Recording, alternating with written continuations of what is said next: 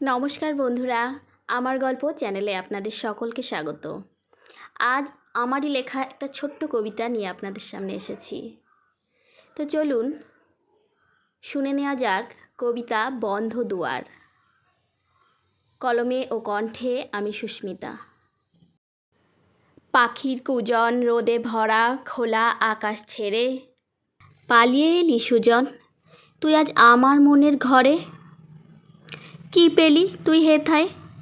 আকাশ ভরা আলো বাতাস ছিল তো সব সেথায়।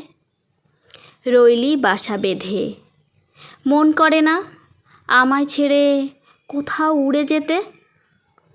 এ মনটা তো বন্ধ দুয়ার, অন্ধ কোনো কূপ। কেমন করে এ মনটাকে বাসলি ভালো খুব? এমন কোনো মুক্ত দুয়ার খুঁজে পেলি নাকি, যেথায় সাধের এক ফালি রোদ ছড়ায় খুশিটাকি?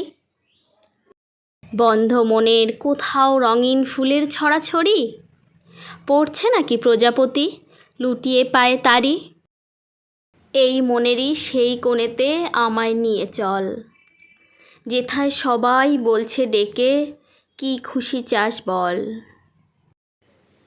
তো বন্ধুরা, এই ছোট্ট কবিতাটা কেমন লাগলো অবশ্যই আমাকে জানাবেন।